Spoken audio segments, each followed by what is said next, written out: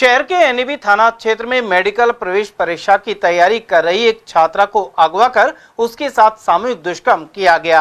आरोपी वारदात का अश्लील वीडियो और फोटो भी बनाकर फरार हो गए।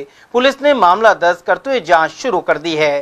थाना अधिकारी दिनेश मीणा के अनुसार पीड़िता के पिता ने रिपोर्ट दी है कि उनकी बेटी अलवर शहर की एक निजी कोचिंग में पढ़ाई कर रही है और अपने भाई के साथ किराए के कमरे में रह रही थी। 22 अप्रैल को दोपहर करीब 1 बजे वे अग्रसेन सर्किल की तरफ कोचिंग जाने के लिए निकली थी। पुलिस ने गंभीरता से मामले की जांच शुरू कर दी है। पुलिस द्वारा सीसीटीवी फुटेज खंगाले जा रहे हैं। दिनांक 29/4 को पीड़िता के पिता द्वारा ये प्रकरण दर्ज कराया गया है कि उनकी बेटी यहाँ पे नीट की तैयारी कर रही है और वो ई रिक्शा में बैठ के जा रही थी, तब उसके साथ इस प्रकार का घटनाक्रम हुआ है, जिसमें प्रकरण पंजीबद्ध किया जाकर अनुसंधान अपने शिकाऊ मैडम पूनम जी चौहान के द्वारा किया जा रहा है। और इस घटना के संबंध में सभी टेक्निकली मैन्युअली इन्वेस्टिगेशन की जा रही है। 2 टीमें इस संबंध में बनाई गई हैं जो सारे तथ्यों पर जांच कर रही हैं। जाति विशेष के हैं आरोपी, ऐसी कोई सूचना मिली है? किस तरह का मेडिकल करवाया गया, बयान में क्या था? मदरसे में ले गए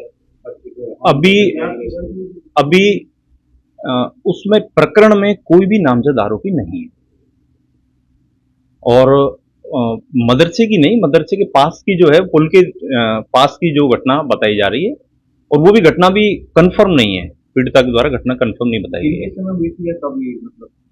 हाँ, घटनाक्रम 1-1:15 बजे के आसपास का बताया।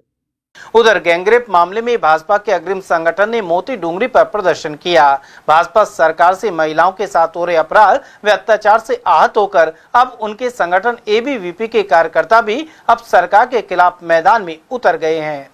उधर जिला कांग्रेस कमेटी के अध्यक्ष योगेश मिश्रा ने कहा कि जिस तरह से नीट की छात्रा का गैंगरेप हुआ है, अपहरण हुआ है और उसके दोषी आरोपियों को कार्रवाई नहीं हो रही है, प्रदेश की कानून व्यवस्था को बताता है कि राजस्थान के मुख्यमंत्री भजन लाल को एक्शन करना चाहिए। ये एक नीट की छात्रा जो कोचिंग करने जा रही थी, उसको कुछ लड़कों ने अगवा करके जबरदस्ती उसके साथ गैंगरेप किया। और ये जो सरकार माननीय भजन लाल जी की और नरेंद्र मोदी जी की प्रदेश में और केंद्र में दोनों महिला सुरक्षा की गारंटी दे रही है। और गैंगरेप उस बच्ची के साथ हुआ, अभी तक उन गैंगरेप करने वालों को पकड़ा नहीं गया। इन्हीं के संगठन एबीवीपी के छात्रों ने आज छात्र छात्राओं ने मिलकर मोती डूंगरी पर आज प्रदर्शन किया है राजस्थान सरकार के खिलाफ। अब आप अंदाज लगा लो, जब इन्हीं के संगठन के खिलाफ आंदोलन करने को उतारू हो जाए, वो बेचारे डर की वजह से बीजेपी आया नहीं कर रहे। वो कह रहे वो गैंग रेप करने वाले मुर्दाबाद, बच्ची को न्याय दो। कहो ना भजन लाल सरकार मुर्दाबाद, नरेंद्र मोदी सरकार मुर्दाबाद। महिला सुरक्षा की गारंटी देने वाले लोग, हमारी बहन बेटियां सुरक्षित नहीं है, सरेआम सड़कों पर बच्चियों को बहुओं को अगवा कर लेते हैं। तो मैं तो माननीय मुख्यमंत्री भजन लाल जी से एक निवेदन आपके चैनल के माध्यम से करना चाहूंगा कि सरकार का इकबाल बुलंद कर दिखाओ, आप मुख्यमंत्री हो। ये पर्चियों से काम नहीं चलने वाला। ये सरकारी अधिकारी सरकार को चलाएंगे ना तो भैया यही हाल होगा। तो जिस तरह से अलवर ग्रामीण के जो क्षेत्र है उसमें 6 लोगों की मौत होगी कच्ची शराब के मामले से, तो आबकारी विभाग कच्ची शराब को पकड़ने की बजाय उगाई करने में लगा रहता है। इस तरह के हालात है, क्या करना चाहिए? ये प्रदेश में लॉ एंड ऑर्डर नाम की चीज खत्म हो गई। अभी एक हमारी बहन कोचिंग की छात्रा के साथ गैंगरेप हो गया। पैदपुर किशनपुर जो सिली सेठ के पास है, वहां कच्ची शराब पी के 6 लोग मर गए। ये अधिकारी, ये कर्मचारी दिन भर शराब के ठेकेदारों से जो अवैध दुकान खोल के रखते हैं, इनसे उगाई करते हैं, अपना धंधा करते हैं। इन लोगों को कोई मतलब नहीं है देश से, राष्ट्रीय आम आदमी से। मैंने तो परसों भी प्रेस में दिया था और आज आपके चैनल के माध्यम से भी मैं माननीय मुख्यमंत्री से निवेदन करता हूं कि आपके हाथ में कुछ है नहीं, सरकार को अधिकारी चला रहे हैं, लेकिन इतना तो आप चीफ सेक्रेटरी महोदय से, डीजीपी महोदय से कहिए। वहीं गौरी देवी कॉलेज इकाई अध्यक्ष अनुष्का चौधरी ने इस मामले में कहा कि इस घटना का दर्द पीड़िता ही जान सकती है, लेकिन आरोपी खुलेआम घूम रहे हैं, यह और भी शर्मनाक है। वहीं आरोपियों की शीघ्र गिरफ्तारी करने की मांग की गई है। उस दर्द को तो मेरे हिसाब से उस लड़की के सिवा कोई महसूस नहीं कर सकता। वही पीड़ित है और वही महसूस कर पा रही है अंदर कि उसके अंदर क्या बीत रहा है। हम तो सिर्फ उसका दुख बांट सकते हैं कि हम आपके साथ हैं। हम भारत माता कहते हैं, हम भारत माता की सम्मान कब कैसे करेंगे जब हम अपने साथ वाली बहन बेटियों का सम्मान नहीं कर पा रहे। दूसरे लोग भारत माता की क्या सम्मान करेंगे, कोई भारत माता का क्या सम्मान करेगा जब हमारी साथ वाली बहन बेटियों का सम्मान नहीं कर पा रहे। क्या कर रहा है प्रशासन? क्या हम जवाब चाहते हैं प्रशासन से कि इतने बलात्कार हो रहे हैं, कानूनी कार्रवाई। ये तो एक नेशनल रिपोर्ट में आया गया है कि सर्वे के दौरान पता चला कि 86 बलात्कार एक दिन में दर्ज हो रहे हैं। ये तो सिर्फ दर्ज हो रहे हैं। कितनी बहन बेटियां हैं जो अपनी आवाज। एबीपी की छात्रा अध्यक्ष हैं, रेंज आईजी अलवर में हैं।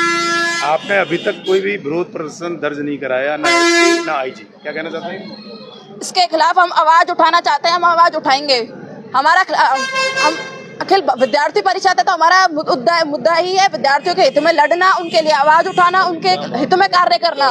अभी आपकी मांग क्या है? और पुलिस हमारी मांग सिर्फ न्याय है और कानून में कुछ ऐसे अपराधों के खिलाफ कुछ तो वो निकले कानून में कि कोई एक लॉ बने जो लड़कियों के हित में हो, कन्याओं के हित में हो, औरतों के हित में हो, जो हमारे फायदे के लिए हो कि हाँ भाई इनके बलात्कारियों के लिए चाह रहे हैं। मैं ये कहना चाहूँगी, भारत जो है एक लोकतांत्रिक देश है और भारत का जो शासन है जनता का, जनता के लिए, जनता द्वारा ही शासन है।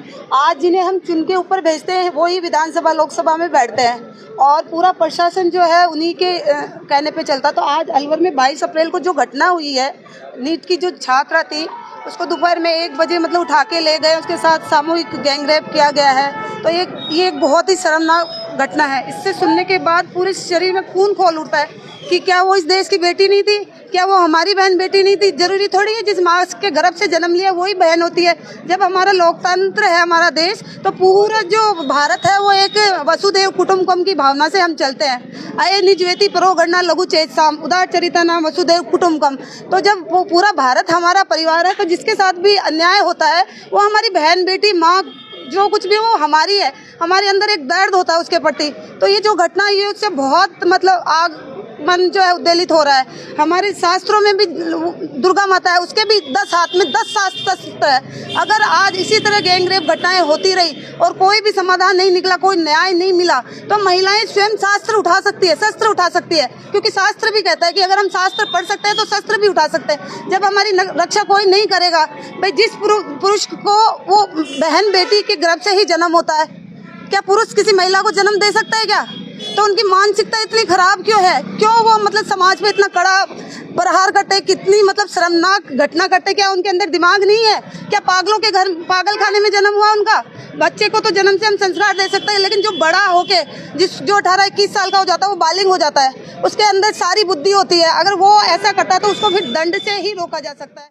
उधर निजी कोचिंग संस्थान संचालक केपी यादव ने कहा कि यह घटना केवल कानून व्यवस्था ही नहीं बल्कि लोकतंत्र की विफलता भी है। उन्होंने लोगों से सड़कों पर आकर आवाज उठाने की अपील की है। देखो, बलात्कार की जो घटनाएं हैं प्रश्न चिन्ह खड़ा करती हैं लोकतंत्र पर भी और पुलिस के कार्य करने की शैली पर भी। तो मैं सरकार से भी और पुलिस से भी निवेदन करना चाहता हूं कि वो अपने तंत्र को इतना मजबूत बनाए, इंटेलिजेंस लगाए, कुछ भी करे, लेकिन ऐसी घटनाएं अगर हो तो कठोर से कठोर दंड मिले। और जो इनके हाथ कुछ भी नहीं लगा, जो आप करें, बड़ी शर्मनाक बात है।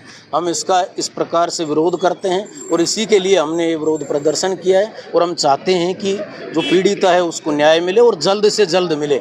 और हर उस इंसान से भी निवेदन करते हैं कि आप घरों में बैठ केवल तमाशा मत देखिए, सड़कों पर आइए। लोकतंत्र है, किसी प्रकार का यहाँ राजतंत्र नहीं है। आप अपनी आवाज रखिए, विरोध कीजिए ताकि आपको जल्दी से जल्दी न्याय मिल सके। साथ ही युवा ब्राह्मण सभा परिवार के सदस्य पीड़िता के परिवारजनों से मिले। अध्यक्ष आकाश मिश्रा ने बताया कि पीड़िता परिवार ने हमसे संपर्क कर पूरी घटना बताई एवं बताया कि बालिका भी मानसिक रूप से बयान आदि देने के लिए तैयार नहीं है, अतः 1-2 दिन में बयान दर्ज करवाए जाएंगे। थाने पर आकाश मिश्रा, शिवचरण कमल, सुभाष शर्मा, सचिन तिवारी, नीतीश शर्मा, विशाल शर्मा, सुभाष सैनी, अंकुर चौधरी, राकेश सिंह आदि उपस्थित रहे।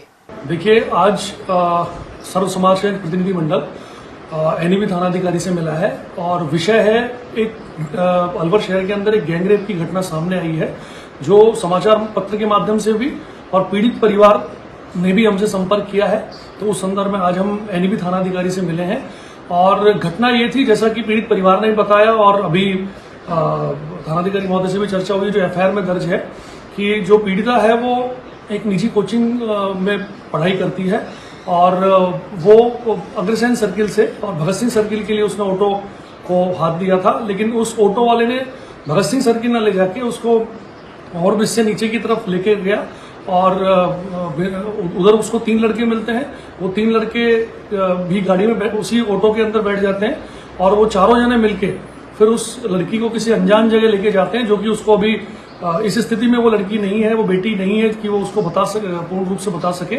और उसके बाद वो उसके साथ दुष्कर्म करते हैं और दुष्कर्म करने के बाद वो उसी ऑटो के अंदर वो चारों लड़के उसको NEP दाऊदपुर फाटक के पास में छोड़ के चले जाते हैं, जैसा कि प्रथम दृष्टया FIR में दर्ज है और जैसा कि पीड़ित परिवार ने हमें बताया। उस संदर्भ में आज हम थानाधिकारी महोदय से मिले हैं और उन्होंने बताया कि जो अनुसंधान है वो चल रहा है, लेकिन अभी बेटी के बयान नहीं हुए हैं, उसको चलते अनुसंधान में कुछ विलंब हो रहा है। बाकी CCTV फुटेज आदि खंगाले जा रही हैं और अनुसंधान किया जा रहा है। पुलिस प्रशासन का भी ये कहना है कि पीड़ित परिवार यदि हमें सहयोग करेगा तो निश्चित रूप से जो भी इस घटना के अंदर दोषी लोग हैं वो निश्चित रूप से इसके अंदर सलाखों के पीछे जाएंगे। जो भी घटना है वो खुल के सामने आएगी।